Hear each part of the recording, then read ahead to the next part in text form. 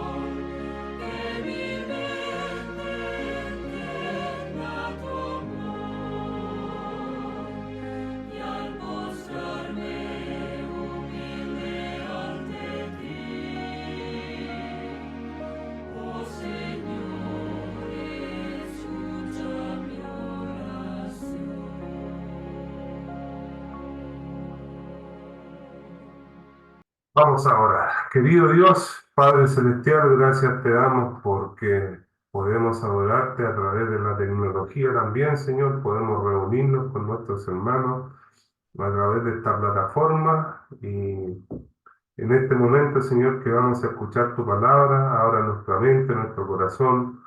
Utilice poderosamente a nuestro primer anciano, Señor, para que sean sus palabras las que salgan a través de él, Señor. Que este mensaje sea de real bendición, que podamos, Señor, estar más a cuenta contigo y poder, Señor, vivir una vida en consecuencia, Señor, con tus mandamientos, con lo que tú quieres de nosotros. Te pedimos en especial, Señor, por aquellas familias que están sufriendo un poquito con esta agua, Señor, que tanta falta que nos hace, Señor, pero como seres humanos a veces no estamos preparados para todas las cosas y hay gente que sufre, Padre. Permítenos llegar con ayuda quizás hacia aquel hermano que está sufriendo de manera especial por este temporal. Y bendícenos, Señor, a través de tu palabra y de toda nuestra vida, Señor, en particular. Gracias, Padre. Todo esto te lo agradecemos en el nombre de tu amado Cristo Jesús. Amén. Amén. Estamos con usted, a nuestro hermano Luciano. Gracias por la presentación, gracias por, bueno, qué bueno que nos podamos juntar, congregar a través de este medio. Los invito a buscar en sus Biblias, en la palabra de Dios, en la epístola del apóstol Pablo a Tito, ¿ya?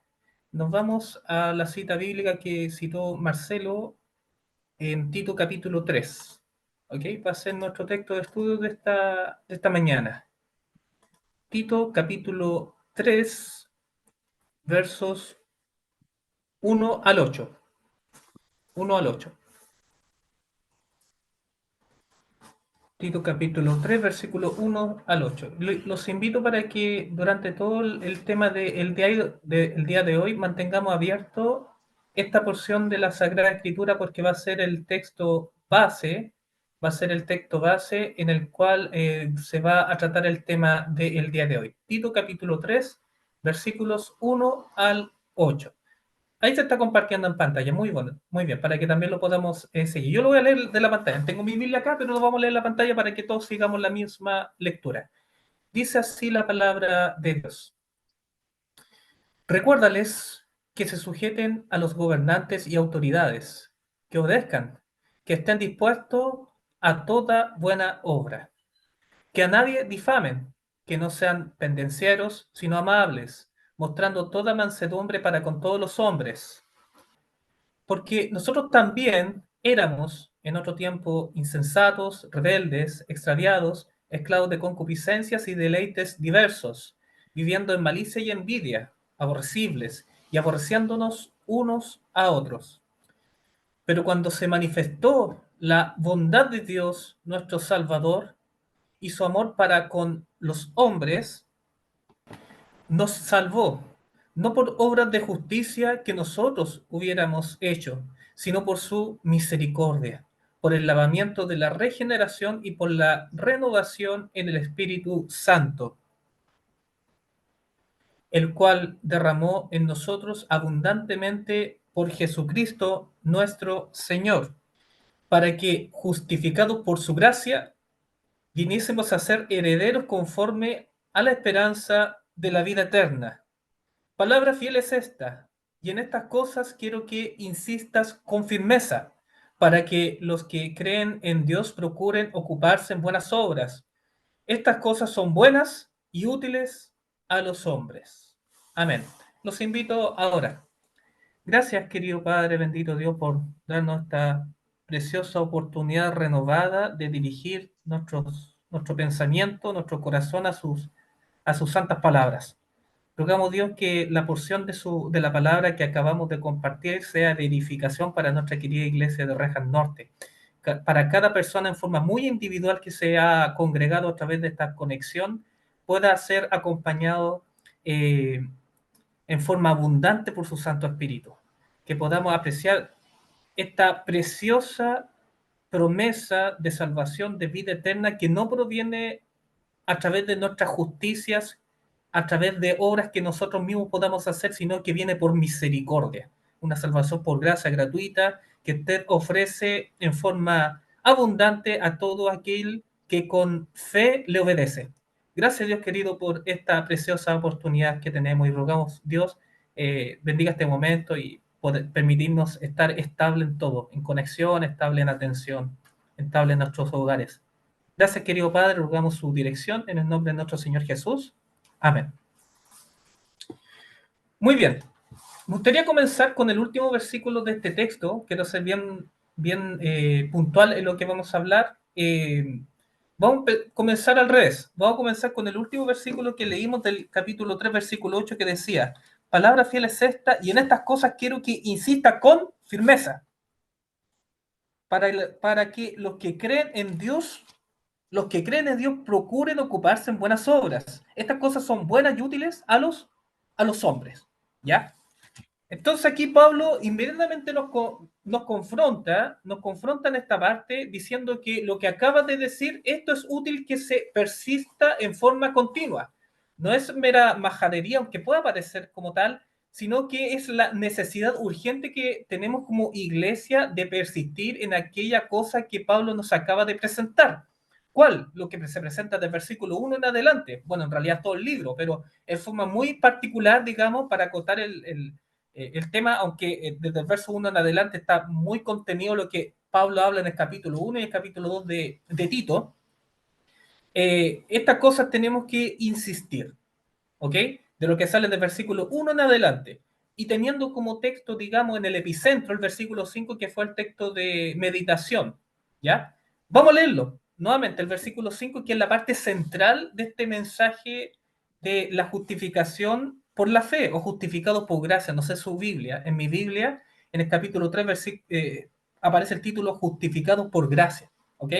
El versículo 5 dice: nos salvó, no por obras de justicia que nosotros hubiéramos hecho, sino por su misericordia, por el lavamiento de la regeneración y por la renovación, el Espíritu Santo. Ahí está el centro, ahí está el corazón del mensaje, que el que tiene que ser entregado, o el que tiene que ser, digamos, en forma insistente, con firmeza, en palabras del verso 8, para que los que creen en Dios procuren en vivir de acuerdo a buenas obras. ¿Correcto? Esa es la insistencia. Ya, entonces, vamos a comenzar. Este es el texto base. Obviamente comenzamos con el versículo 1 y vamos de inmediato, pero vamos a tomar dos versículos de inmediato, que es el versículo 1 y 2. El primer versículo nos dice lo siguiente, ¿ya? Para introducirnos en el tema. El versículo 1 dice: recuérdale que se sujeten a los gobernantes y autoridades, que obedezcan, que estén dispuestos a toda buena obra. Entonces, cuando nosotros hablamos, y por supuesto el tema central aquí es la justificación por la fe, la justificación gratuita, inmerecida, infinita, que Dios nos otorga con su preciosa sangre, no se desliga, no está, digamos, desarticulado lo que es nuestro comportamiento. De hecho, el comportamiento, y vamos a verlo más adelante, es una parte vital y de hecho, sin la cual no se puede acceder a la preciosa salvación que gratuitamente el Señor nos da. Recuérdale que se sujetan a los gobernantes y autoridades, que obedezcan, que estén dispuestos a toda buena obra. Continúa el versículo 2. Bueno, el versículo 1 habla con respecto a la relación con la sociedad civil, ¿correcto? El cristiano, muy distinto a ciertas teologías que se han desarrollado, especialmente a mediados del siglo XX, se desarrolla lo que se conoce como la teología de la liberación. No sé si alguien ha escuchado del catolicismo, pero eso no es algo que se apoye bíblicamente, la teología de la liberación. Lo que enseña la palabra de Dios que en nuestras vistas tienen que estar puestas las cosas celestiales, ¿ok? Nosotros tenemos que luchar contra injusticia, por supuesto, pero es a través del carácter, a través del marco normativo de la ley de Dios y no a través de la revolución, ¿correcto? Esto hay mucho que explicar, quizá falta hablar un poquito más lo que pasó, por ejemplo, en el estallido social. Hay muchos cristianos, lamentablemente adventistas, que pisaron el palito y se contaminaron con estos temas de la rabia social, de este resentimiento y todo. Pero eso no es el mensaje bíblico. Lo que nos dice la palabra de Dios es que tenemos que estar sujetos a los gobernantes y autoridades. Y cuando estamos hablando aquí, cuando Pablo está hablando de gobernantes y autoridad, no tiene nada que ver con la democracia que vivimos hoy día. En ese entonces existía lo que era una completa totalitarismo, ¿ok? Pero sin embargo, sujetos a gobernantes y autoridades, que obedezcan, que estén siempre dispuestos a toda buena obra. El cristiano tiene que ser primero ser un ejemplo civil, ¿correcto? Y esto no es un tema adyacente a la salvación, está dentro de la salvación. Lo mismo el versículo 2, que a nadie difamen, que no sean pendenceros, sino amables, mostrando toda mansedumbre para con todos los hombres. Entonces, está hablando de un estilo de vida, está hablando de una forma de ser. Lo que nosotros encontramos, por ejemplo, en Filipenses capítulo 2, versículo 15, es la intención del Evangelio, es el corazón del Evangelio, es la extensión del Evangelio cuando dice, para que seáis irreprensibles y sencillos, hijos de Dios sin mancha, en medio de una generación maligna y perversa, en medio de la cual resplandecéis como luminares en el mundo. Fíjense que este texto bíblico en particular, si bien Pablo se lo escribe a los habitantes bueno, a los filipenses, claramente a la iglesia que está en esta ciudad, aplica muy bien a lo que estaba viviendo Tito. Tito estaba viviendo en una ciudad llamada Creta. No sé si ha escuchado de este lugar, Creta. Creta se caracterizaba por ser una de las ciudades, digamos, más perversas moralmente de la antigüedad, de los tiempos bíblicos, del Nuevo Testamento.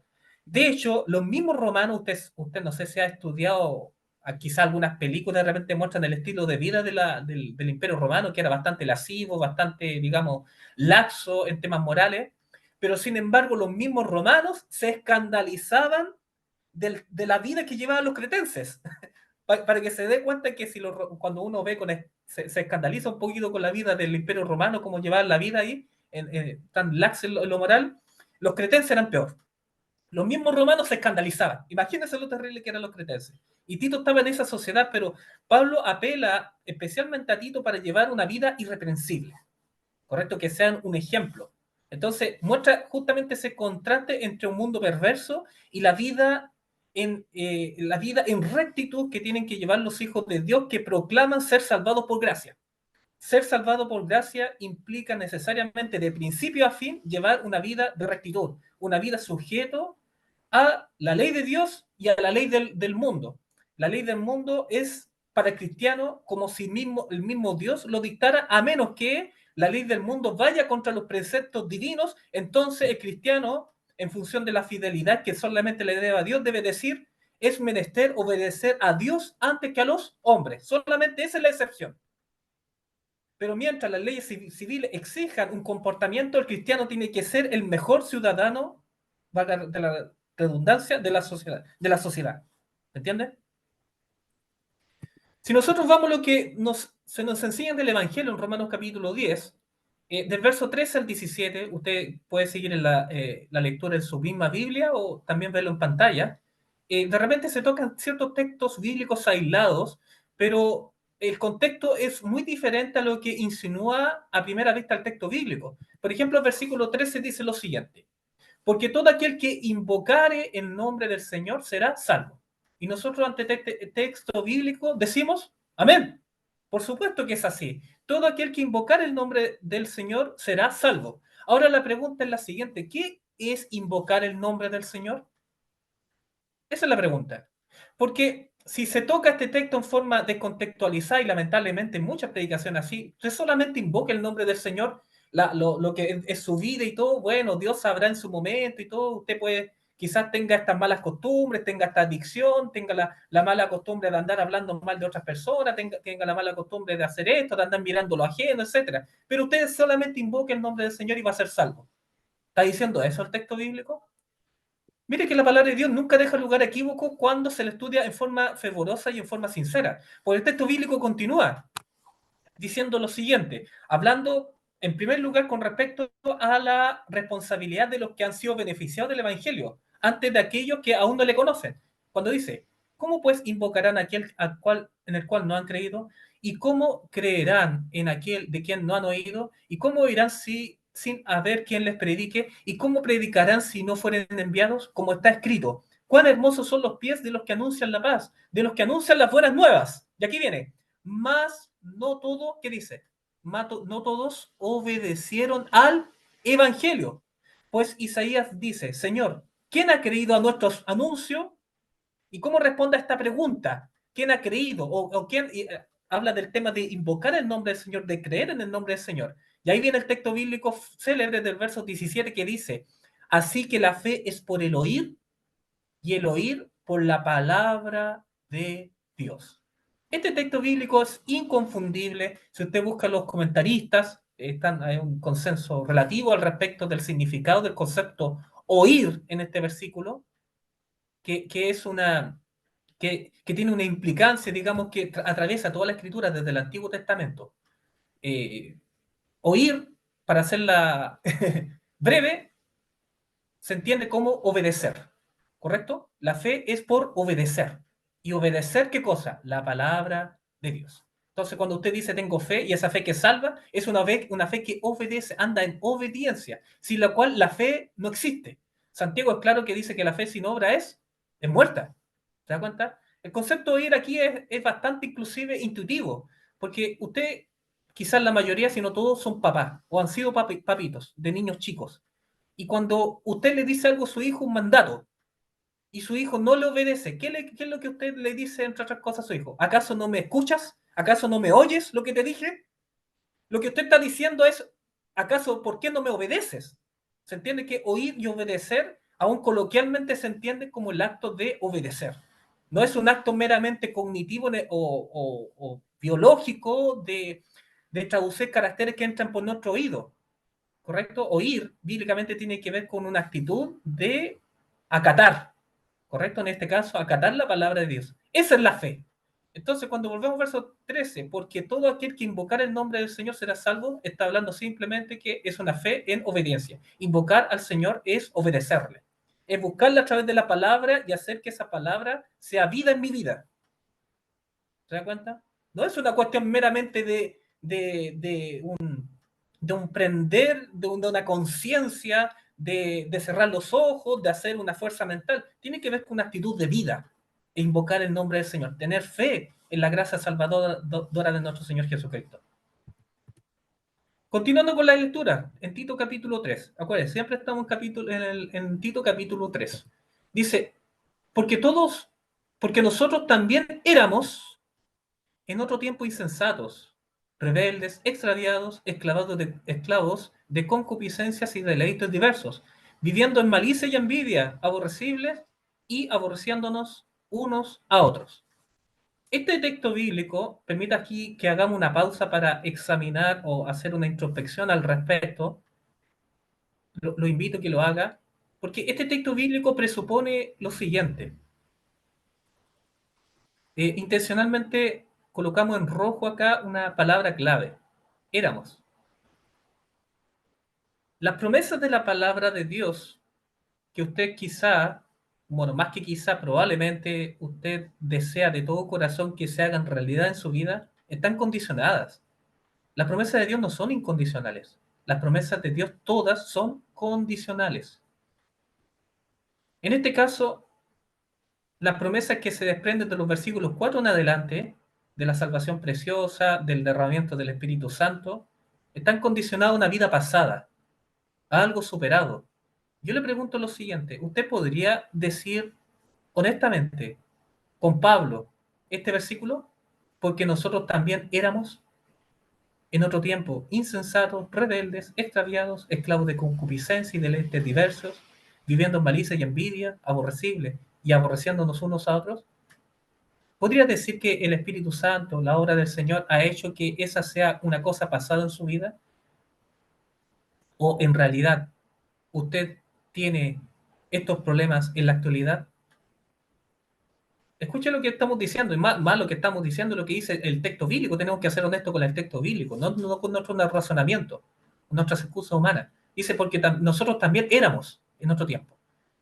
Esa insensatez de su vida, esa rebeldía, es el extravío de nuestros pensamientos y de nuestros actos, esclavos de concupiscencia, de pasiones, de deleites diversos, vivir en malicia y envidias. La envidia es parte de su pasado o parte de su presente, aborrecible, aborreciendo a otros, ¿se da cuenta? Entonces es algo que en definitiva, para que se cumplan las promesas del Señor en su vida, usted tiene que permitir que la obra del Espíritu Santo se haga efectiva en su vida. No puede vivir a dos bandos. Es imposible servir a dos señores. No se puede vivir en convivencia con malas costumbres, con las concupiscencias, con la malicia, con la envidia, con lo aborrecible, con la rebeldía, con la insensatez, a la vez que profesa usted ser hijo de Dios. Eso es contradictorio. No es posible vivir de esa forma. Y hay una pura solución para todo esto, que es entregar el corazón en forma irrestricta al Señor. Entregarle todas las cargas, entregarle todo el peso, entregarle todas nuestras luchas, entregarle todos nuestros malos sentimientos y pensamientos a los pies de la cruz, para que Dios provoque justamente ese querer por el hacer por su buena voluntad. Él lo puede hacer. Pero mientras usted no viva esta experiencia de rendirse al Señor, y cuando decimos rendirse, uno se rinde con todo, no se reserva cosas, se rinde con todo, inclusive con lo más feo y lo más vergonzoso de su vida que quizás solamente usted conoce. Todo se deja en la cruz. Sin la cual usted no tiene derecho, permita decirlo así, a reclamar las bendiciones que el Señor quiere bondadosamente y abundantemente entregar para su vida.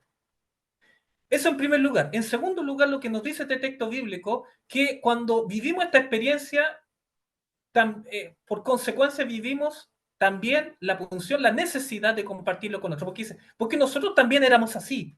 ¿Qué cosa? Lo que sale del versículo, los versículos anteriores de Tito, capítulo 1, capítulo 2, particular, que habla con respecto a una sociedad enferma. Y que tenemos que tener misericordia de esas personas porque también vivimos eso. Por eso dice, porque nosotros también éramos en otro tiempo, parte del pasado, insensatos, rebeldes, extraviados, esclavos de concupiscencia, etc. Esto es lo que enseña el Evangelio, ¿o no? Esto es lo que Cristo promete a aquellos que le entregan en forma irrestricta, completa el corazón. Busquemos. Romanos capítulo 6, versículos 17 y 18. Nos habla de esta realidad de libertad. Una libertad concreta, real, no meramente una narrativa, no meramente confesar con la boca en forma superficial, sino una vida, un estilo de vida. Fíjense lo que dice esta porción. Pero gracias a Dios, que aunque erais, nuevamente en pasado, esclavos del pecado, ¿existe la esclavitud del pecado? Por supuesto. Las cadenas las cadenas de la esclavitud del pecado son tremendamente poderosas y no hay esfuerzo humano que pueda romperlas. Y solamente hay una salida para esto. Dice, habiendo obedecido, ¿se da cuenta? Aquí entra la obediencia. Obedecido de corazón a aquella forma de doctrina a la cual fuiste entregados. Y libertados del pecado, viniste a ser siervos de la justicia. Entonces existe esta realidad. Hermanos queridos, no existen dos realidades intermedias, que usted es un esclavo, usted no, es que yo soy hijo de Dios, pero Dios conoce mi corazón. Igual me gusta hacer ciertas cosas malas, tengo este problema, pero Dios conoce mi corazón. Eso no lo enseña en ninguna parte de la Biblia. Es un pensamiento humano que se ha contaminado lamentablemente y de repente hasta lo escuchamos en predicaciones. Eso no es bíblico. Solamente existen dos estatus. Ya al Señor no le gustan los medios. Esa es la vía del medio, de lo tibio, de Apocalipsis capítulo 3. Dios quiere que seamos frío o caliente, ¿ya? Pero aquí no hay medias tintas. ¿Eres esclavo del pecado o eres siervo de la justicia? No existe un tercer estatus dentro de la Escritura. Y aquel que cree que está en una tercera categoría de ser justo y pecador al mismo tiempo es el tibio de Apocalipsis capítulo 3, del cual el Señor dice, lo vomitaré de mi boca. ¿Se da cuenta? A los esclavos del pecado Dios los ama y Dios tiene compasión de ellos. A los siervos de justicia son aquellos que han sido salvados. Pero aquellos que viven esa doble vida, el Señor dice, los vomitaré de mi boca. Los tibios, los que creen que no tienen ninguna necesidad, pero no viven de acuerdo a la justicia de Cristo. ¿Se da cuenta? Entonces, ¿es esclavo del pecado o siervo de la justicia? Y nosotros vemos estas categorías, cómo trabaja Pablo con estas dos categorías de esclavos del pecado o siervos de la justicia. Dos vidas distintas, porque si usted se fija, esto es Romanos capítulo 6. Pablo lo desarrolla más extensamente en Romanos capítulo 7 y en Romanos capítulo 8. Vamos a ver lo siguiente, mire. En Romanos capítulo 7 y Romanos capítulo 8 es un contraste, y Pablo se pone a sí mismo como ejemplo para hacer justamente ese contraste en lo que significa vivir en la esclavitud del pecado y ser siervos de la justicia, en la libertad de Cristo. Vivir en la libertad de Cristo significa ser siervos de justicia. Y ese contraste lo encontramos en Romanos capítulo 7, particularmente desde el versículo 6 en adelante, y Romanos capítulo 8, versículo 1 hasta el 30 más o menos, no todo el capítulo 8, pero hace ese contraste. Y vamos a ver ese contraste en algunos versículos. Y fíjese, dígame usted si se contrasta versículo por versículo. Y textos bíblicos muy mal utilizados del capítulo 7, fíjese. Por ejemplo, el versículo 7, versículo 23, dice lo siguiente. Pero veo otra ley en mis miembros que se revela contra la ley de mi mente y que me lleva cautivo. ¿Qué dice? Me lleva cautivo a la ley del pecado que está en mis miembros. Nuevamente, vamos a ver algunos textos bíblicos de Romanos 7 que se citan muy mal, porque no está hablando Pablo en Romanos 7 de la realidad del cristiano. Está haciendo una analogía justamente lo que es estar cautivo en el pecado y lo que significa ser libre del pecado. Fíjese que aquí utiliza la frase que intencionalmente puse en rojo aquí, cautivo a la ley del pecado, cautivo a la ley del pecado. Pero ¿qué dice Romanos capítulo 8, versículo 2? Porque la ley del Espíritu de vida en Cristo Jesús, ¿qué dice? Me ha librado de la ley del pecado y de la muerte. Yo le doy un par de segundos y leo estos dos textos bíblicos que están en pantalla y dígame que no es un contraste. Son dos experiencias distintas. Y fijándose especialmente en lo que está en rojo. Romanos 7:23 dice cautivo o esclavo. ¿Se da cuenta? Esclavo a la ley del pecado. Y el capítulo 8 dice librado de la ley del pecado. ¿Se da cuenta? Cautivo, librado. ¿De qué? De la ley del pecado. Entonces, ahí vemos nosotros cómo desarrolla Pablo a través de un recurso literario precioso de esta analogía que hace. Él mismo se pone en primera persona, dice yo soy cautivo a la ley del pecado y el otro dice soy librado de la ley del pecado. Pero el contexto es el mismo, ¿cierto? Capítulo 7, un hombre antes de Cristo, Romanos capítulo 8, un hombre después de Cristo. Otro versículo, capítulo 7, versículo 20 dice, y si hago lo que no quiero, ya no lo hago yo, sino el pecado que mora en mí. Nuevamente, texto bíblico horriblemente mal utilizado. Esto pasa cuando no hay diligencia, oraciones de estudio de la palabra, y se toman ciertos bíblicos y cristianos diciendo, bien, nosotros somos cristianos y todo, pero el pecado sigue morando en nosotros. ¿Enseña eso el texto bíblico? Romanos 7:20, al parecer sí. No hago lo que yo quiero, sino lo que aborrezco, eso hago. Por el pecado que mora en mí. Pero fíjese lo que dice Romanos capítulo 8, versículo 9. Más vosotros no vivís según la carne. Cuando dice según la carne, está hablando de lo que nos empuja, ¿correcto? De las concupiscencias, de lo que no quiero. Sino según el Espíritu, si es que el Espíritu de Dios mora en vosotros. Nuevamente, Pablo utiliza la misma palabra de morada, de habitación. En este caso, el capítulo 7 del esclavo en pecado dice, el pecado mora en mí. Pero en Romanos capítulo 8, versículo 9 dice, el Espíritu Santo mora en vosotros. ¿Se da cuenta el contraste nuevamente? Existen estas dos categorías, no son la misma categoría, no es una mezcla de las dos. No hay evidencia bíblica para eso. Y nuevamente digo, lamentablemente se cita Romanos capítulo 7, el pecado que mora en mí, para decir que los cristianos viven en constante sujeción del pecado, inclusive después de haber aceptado a Cristo. Eso no es lo que enseña la palabra de Dios. Tercer ejemplo. Lo invito a leer todos Romanos capítulo 6, capítulo 7, capítulo 8 y usted lo va a tener más claro, por supuesto. Estos son algunos ejemplos. Romanos 7, capítulo 14 al 15, nuevamente, porque sabemos que la ley es espiritual, mas yo soy carnal, vendido al pecado, porque lo que hago no lo entiendo, pues no hago lo que quiero, sino lo que aborrezco, eso hago. Nuevamente, no hago lo que quiero. Estoy imposibilitado a causa de mi naturaleza, y eso es verdad. Personas en el estado natural de este mundo están bajo esta esclavitud a causa de su naturaleza pecaminosa, por lo cual todos nacemos, por lo cual se nos es imposible agradar a las justas y elevadas exigencias de la ley de Dios. Estamos todos imposibilitados. Pero ¿qué pasa cuando conocemos a Cristo? Mire, aquí hay una versión de la Biblia, de Romanos capítulo 8, versículo 4, la nueva Biblia viviente. Usted puede ver distintas traducciones y apuntan a lo mismo. Mire cómo se contrasta aquí. Dice, por eso, si vivimos según el Espíritu Santo y negamos obediencia a nuestra vieja naturaleza pecaminosa, ¿qué dice? Podemos obedecer las justas demandas de la ley de Dios. ¿Qué le parece? Le doy nuevamente un segundo para que contraste estos dos versículos. No hago lo que quiero. Romanos capítulo 7, esclavos del pecado. Y en Romanos capítulo 8, después de conocer a Cristo, podemos obedecer las justas demandas de la ley de Dios. ¿Se puede o no se puede? En el Señor sí se puede. ¿Se da cuenta? Entonces, existen estas dos categorías que claramente se presentan en las escrituras. Sigamos.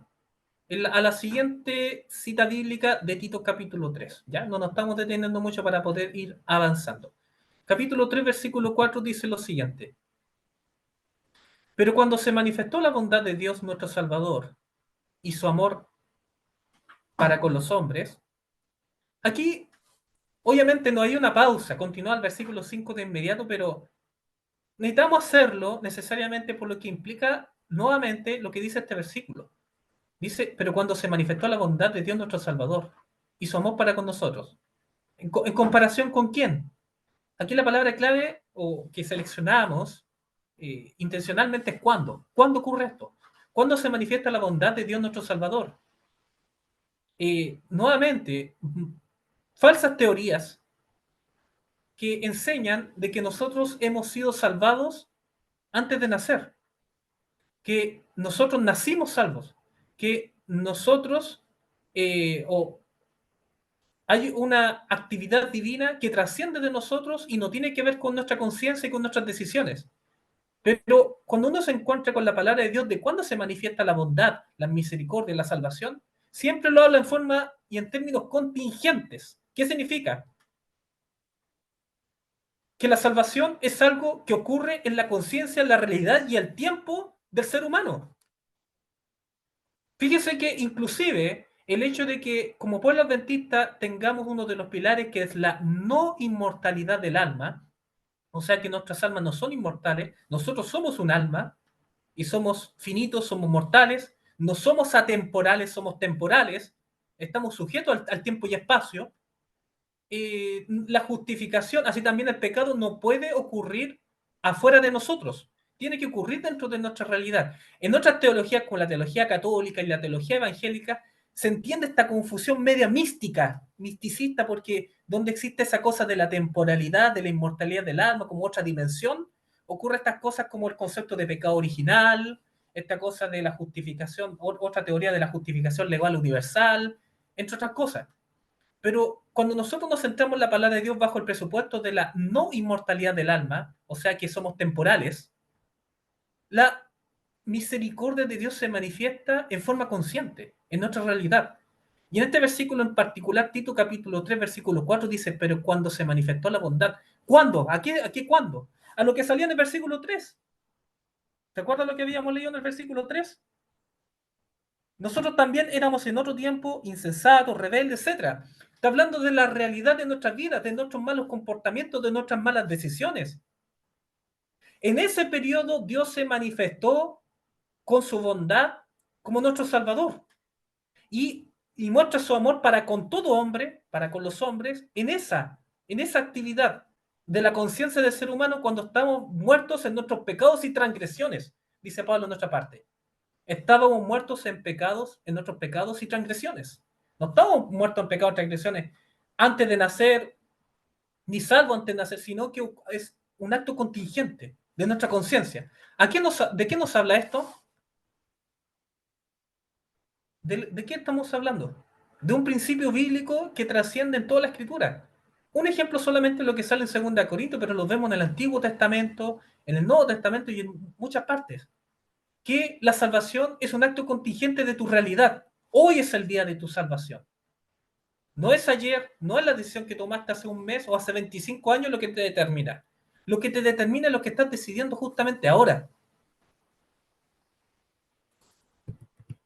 2 Corintios capítulo 6, versículo 2, porque dice, en tiempo aceptable te he oído, y en día de salvación te he socorrido. He aquí ahora el tiempo aceptable, he aquí ahora el día de salvación. No ocurrió hace 2000 años atrás, no ocurrió hace 4000 años atrás, o lo que sea. La salvación es un acto nuevamente contingente de tu realidad, de tu conciencia, de tu presente. Dios con toda misericordia y bondad se presenta a tu vida en este día. ¿Correcto? Y es tu decisión si has de aceptar justamente estas promesas condicionales a una entrega irrestricta del corazón. Pero ahora es el día de salvación. Cada día, Lamentaciones capítulo 3, versículos 22 y 23 dice, cada día las misericordias de Jehová son renovadas. Cada día, cada mañana se renovan las misericordias de Jehová.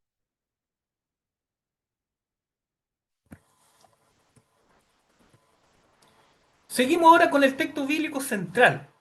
Ya nos demoramos en llegar acá, pero ya aquí llegamos en forma mucho más fluida para adelante. Porque el texto bíblico que nos desafía esta mañana es lo que habíamos encontrado en capítulo 3, versículo 5, dice, nos salvó. No por obras de justicia que nosotros hubiéramos hecho, sino por su misericordia, por el lavamiento de la regeneración y por la renovación en el Espíritu Santo. Texto bíblico es precioso. Digo, este texto bíblico es inconfundible. Cuando nosotros queremos entender lo que Pablo habla de justificación por la fe, Tito entrega hartos elementos más condensados para entenderlo de forma más directa. El libro de Romanos se requiere harto esfuerzo a través del Señor para poder extraer el mensaje de la justificación por la fe, que no es por obras, ¿ok? Porque es por gracia. Pero este texto bíblico en el capítulo 3, versículo 5 lo condensa más. Toda esa conclusión que desarrolla Pablo desde el capítulo 2 hasta llegando al capítulo 8 y después más adelante también, aquí lo encontramos mucho más condensado y mucho más directo. Dice que no es por obras de justicia que nosotros hubiéramos hecho, sino por su misericordia, por el lavamiento de la regeneración y por la renovación del Espíritu en el Espíritu Santo.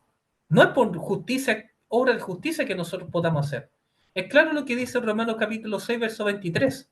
Hay una sola forma de pagar el pecado. Usted me dice, con justa razón, nosotros no podemos pagar la deuda del pecado. La respuesta es que sí podemos, usted puede.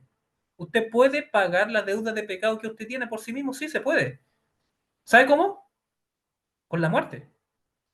Pero ahí ya no hay más vida y se acabó todo. La única forma de saldar la deuda terrible de nuestros pecados y transgresiones es a través de la muerte. Romanos 6:23, la primera parte es clara. Es un principio universal que no tiene que ser olvidado. Porque la paga del pecado es muerte. Esa es la paga del pecado. Pero Jesucristo, nuestro Señor, en su misericordia, nos ofrece la alternativa, diciendo, más la dádiva de Dios es vida eterna en Cristo Jesús, Señor nuestro, por la preciosa obra que hizo en su vida perfecta, en la cruz y en la resurrección. ¿Correcto? Pagando el precio que nosotros teníamos que haber pagado, que es la muerte. ¿Correcto?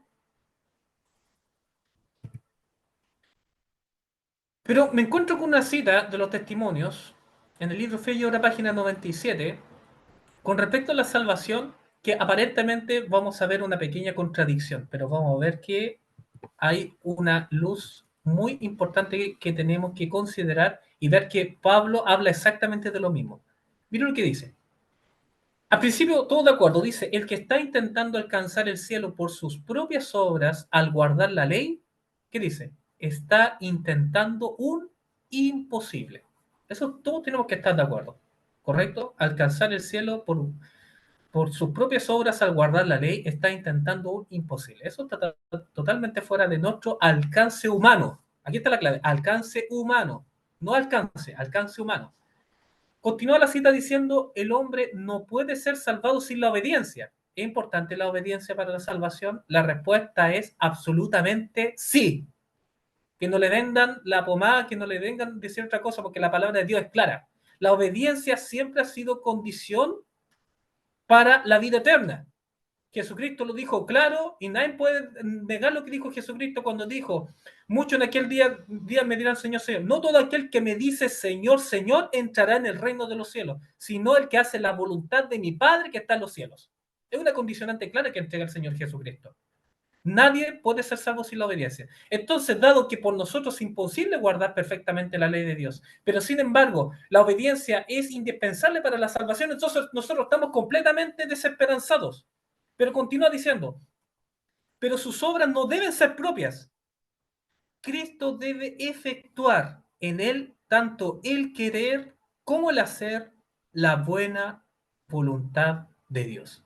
Entonces, aquí es cuando entra la gracia salvadora y la gracia transformadora del Señor Jesucristo, que a través de su sangre preciosa nos limpia de todo pecado y nos habilita para andar de acuerdo a su santa ley, para tener acceso seguro a la patria celestial.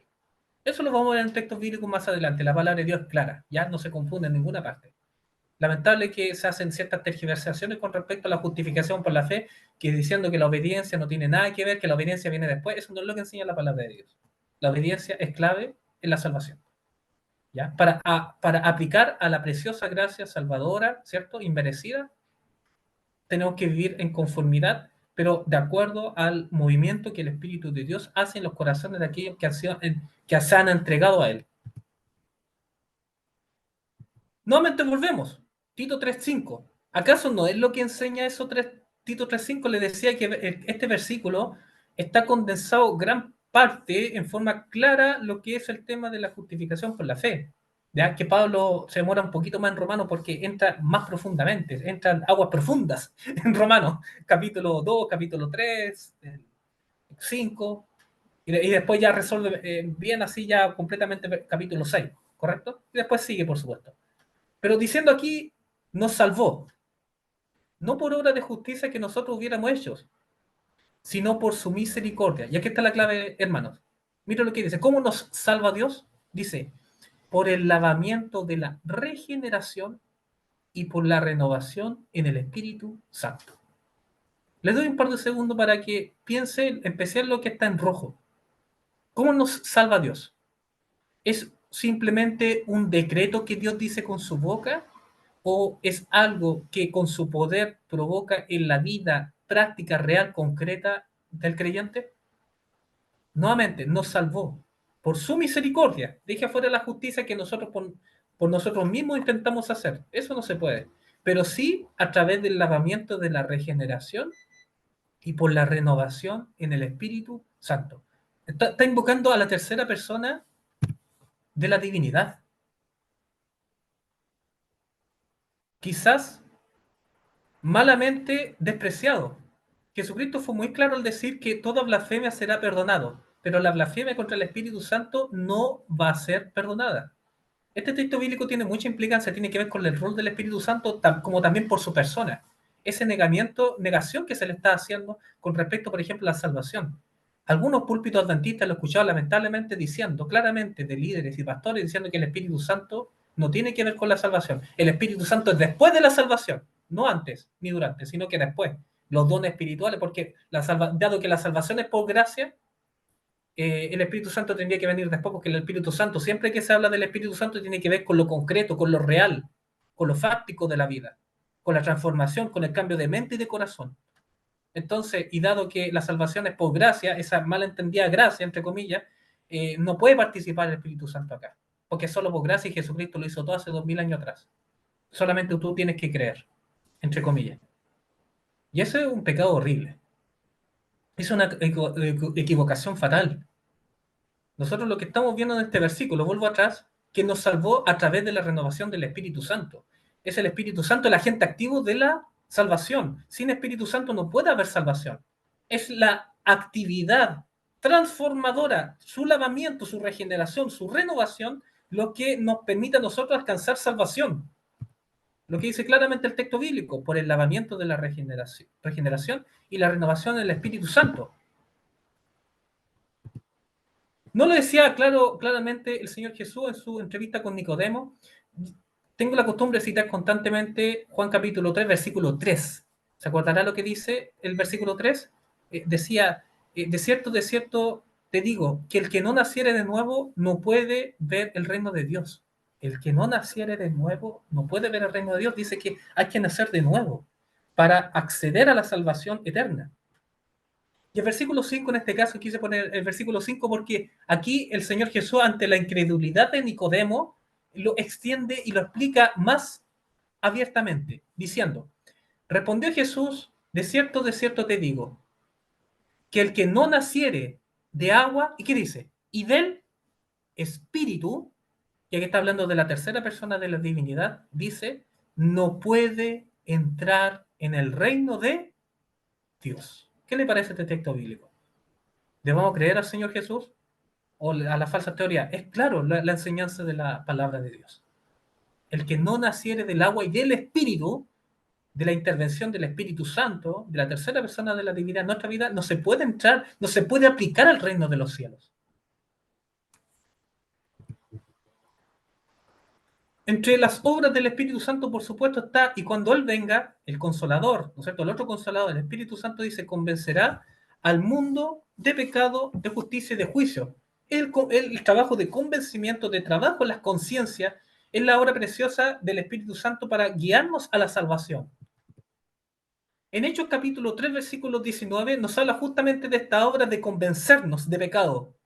Y en particular en el célebre discurso del apóstol Pedro, estudiamos en la escuela sabática la lluvia temprana, ¿se acordará usted? En ocasión de la lluvia temprana, por supuesto, se derramó el Espíritu Santo los 120 en el aposento alto, en el día de Pentecostés, y fueron llenos del Espíritu Santo para proclamar las buenas nuevas del Evangelio. Y dentro de la proclamación de las buenas nuevas del Evangelio, el capítulo 3, versículo 19, Pedro dice algo que es claro para entender la salvación. No es algo que ocurre, digamos, fuera de nosotros, ocurre en nosotros. Ocurre una actividad que hace el Espíritu Santo en nuestras vidas, con decisiones vitales que usted y yo tenemos que tomar para acceder a la salvación. El texto bíblico es inconfundible. Dice, así que arrepentíos y convertíos. Fíjese que aquí hay una palabra implícita, bueno, en el griego probablemente todos, si no la mayoría conoce, hay una palabra griega que es muy célebre, que es metanoia. Metanoia viene de transformación de la mente, transformación del corazón, que es un cambio de actitud, un cambio de pensamiento, un cambio de sentidos. ¿Me entiendes? Es el metanoia, el arrepentimiento. El arrepentimiento, muy distinto al remordimiento, que es un sufrimiento a causa de las consecuencias de nuestras malas decisiones. El arrepentimiento es un cambio, es una transformación, es abandonar el pecado. Y aquí Pedro no se pierde. En coherencia con toda la escritura dice que hay que transformarse, arrepentidos y convertidos. No deja dudar a alguno. ¿Para qué? Para que sean borrados vuestros pecados. ¿Se da cuenta? Entonces, el perdón, el borrado de nuestros pecados viene condicionado a abandonar el pecado y no al revés. No es que Dios te diga, no, no te preocupes, yo por gracia te salvo, yo te perdono y los pecados veremos cómo ahí se abandonan en el camino. Quizás no, porque no existe esta cosa de la perfección del carácter, es lo que se anda malamente diciendo. La palabra de Dios es clara al respecto, ¿ya? Nosotros tenemos que perseguir en el espíritu la perfección del carácter. pero porque es condicionante, arrepentido y convertido para que sean borrados vuestros pecados, para que venga de la presencia del Señor tiempos de refrigerio. Es claro, entonces, la obra del Espíritu Santo para salvación. Porque esto es lo que nos conlleva a una nueva vida, a un milagro de un nuevo nacimiento, algo que usted y yo no podemos. Por eso es algo que no viene de usted, por eso la salvación es por gracia, por eso es una intervención divina y no es sus obras, porque el nuevo nacimiento es obra del Espíritu Santo. Es la nueva naturaleza implantada en los corazones, en la mente, una segunda naturaleza, la naturaleza espiritual de la que habla eh, Pedro, en primera Pedro y en segunda dice, ser participantes de la naturaleza divina es una obra del Espíritu de Dios, de la tercera persona de la divinidad. Por supuesto, guía su brazo armado en términos de guiar las conciencias son los ángeles, ¿correcto? Los ángeles son el brazo armado. Bueno, hay harto tema, entiendo que se predicó hace un tiempo atrás por parte de nuestro hermano Miguel Figueroa, la obra y las actividades, la naturaleza del Espíritu Santo, y cómo los ángeles trabajan de una forma incansable justamente como brazo armado de la autoría, ¿cierto?, del señorío del Espíritu Santo, que provoca, por supuesto, entre otras cosas, el mayor milagro, que es el nuevo nacimiento, una nueva vida, un nuevo corazón, sin la cual no se puede entrar al reino de los cielos. Santiago capítulo 1, versículos 12 al 18. Nos presenta justamente los principios que estamos viendo. Bienaventurado el varón que soporta la tentación. ¿Quién? Bienaventurado el varón que soporta la tentación. Porque cuando haya resistido la prueba, ¿qué dice? Recibirá la corona de vida que Dios ha prometido a los que le aman. Nuevamente, condicionante para recibir la corona de vida es ser victorioso. Es el abandono completo de los pecados. Resistir la prueba, soportar la tentación, recibirá la corona de vida. Nuevamente, ya dimos la respuesta, pero eso, por supuesto, aquí, si no leemos totalmente el texto bíblico, entonces estamos perdidos. Pero verso 18 entrega la respuesta de cómo nosotros podemos vivir esta experiencia de victoria. Dice, Él, de su voluntad, nos hizo nacer por la palabra de verdad, para que seamos primicias de sus criaturas. Es el nuevo nacimiento la respuesta. Es la obra del Espíritu Santo en la vida, en los corazones, a través del nuevo nacimiento, a través de la palabra de verdad, por lo cual podemos soportar las tentaciones, por lo cual podemos resistir la prueba. En definitiva, lo que está diciendo, y en otra parte de la Biblia, es vencer el pecado. Y la Biblia enseña eso, sí, hermano, y no se avergüencen de decirlo. La Biblia enseña que el hombre asido del poder divino, puede vencer el pecado. ¿Ya? Esto hoy día es totalmente impopular decirlo, lastimosamente, desacreditando lo que la palabra de Dios lo dice sin censura, sin vergüenza, ni mucho menos, en forma clara. Y podemos hacerlo porque en la medida que el Espíritu Santo haya provocado un milagro en nosotros y permanecer constantemente y diariamente en el Señor Jesucristo. Se puede vencer. Y claramente la palabra de Dios es clara, es inconfundible, recibir la corona de vida. Primera Pedro capítulo 1, versículos 22-23, dice, habiendo purificado las almas, ¿por qué? Por la obediencia a la verdad, mediante el Espíritu, por el amor fraternal no fingido, amados unos a otros entrañablemente de corazón puro, siendo renacidos, no de simiente incorruptible, sino de incorruptible, por la palabra de Dios que vive y permanece para siempre.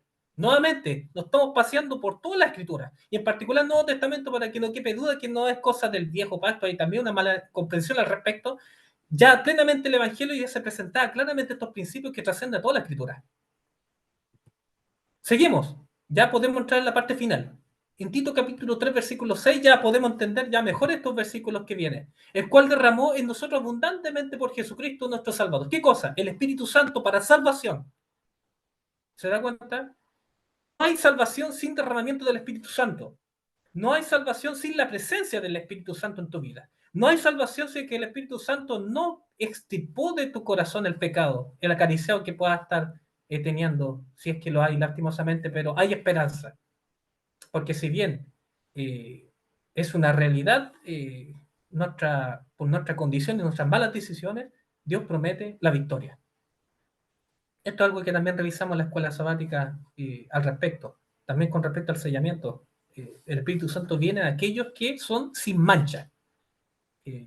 claramente establecido, por ejemplo, Apocalipsis capítulo 14, versículo 5, habla de los 144.000 sellados.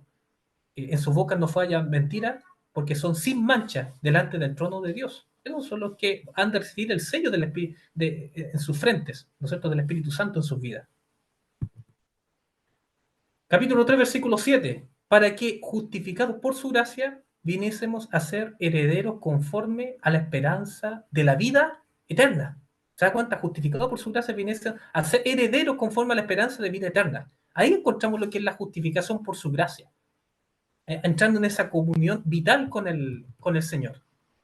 Es claro, Apocalipsis capítulo 22, verso 14, en esta versión en particular, la Reina Valera antigua dice: bienaventurados los que guardan sus mandamientos, para que su potencia sea en el árbol de la vida y que entren por las puertas en la ciudad.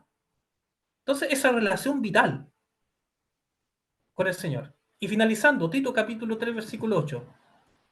Palabra fiel es esta, con el texto bíblico que comenzamos, ¿se recordará? Palabra fiel es esta, y en estas cosas quiero que insistas con firmeza, para que los que creen en Dios procuren ocuparse en buenas obras. Estas cosas son buenas y útiles a los hombres. Entonces, esta es la persistencia del apóstol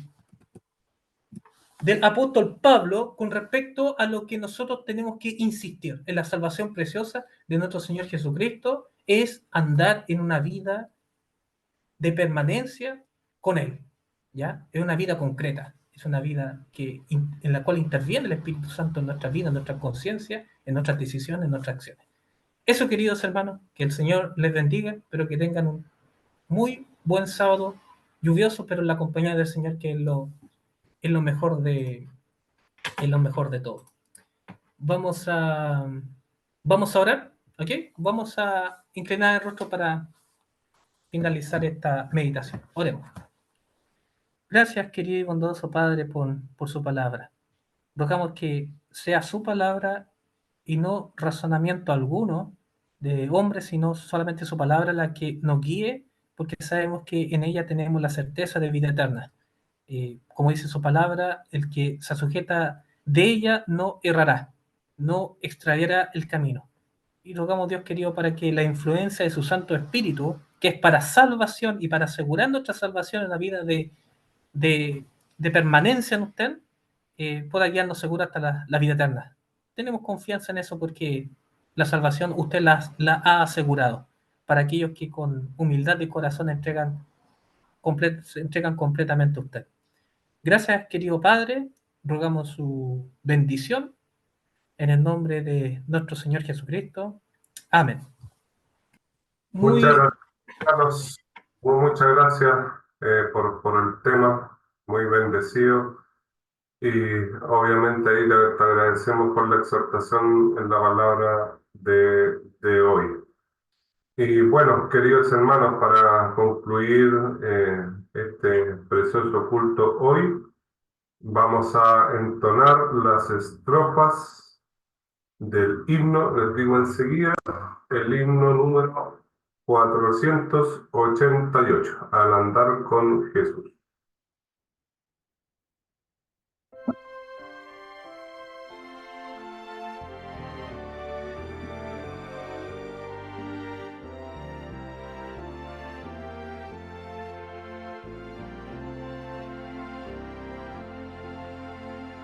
Al andar con Jesús en su fulgida luz, en mi senda su gloria veré y su voz he de oír, pues promete vivir con aquel que obedece por fe.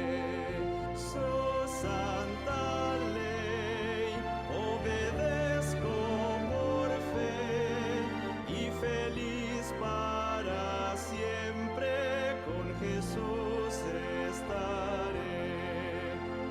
Si trabajo y penar, tengo aquí que cargar, fortaleza en Jesús obtendré, pues alivia su amor.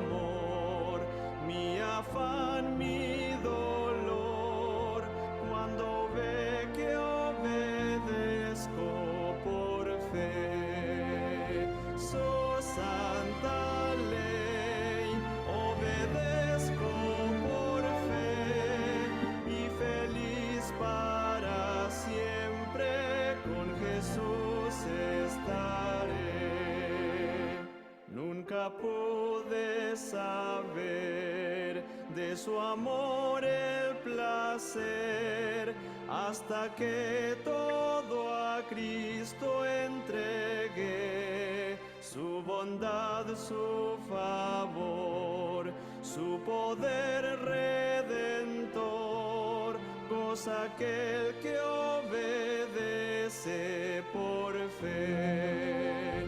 Su santa ley obedezco por fe, y feliz para siempre con Jesús estaré.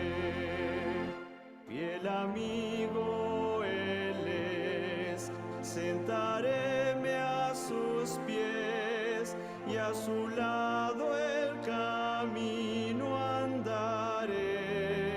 Lo que Él diga haré, donde Él quiera iré, sin temor obedezco por fe. Su santa ley obedezco por fe, y feliz para siempre con Jesús estaré.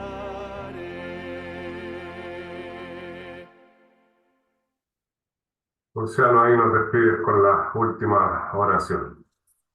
Amén. Oremos.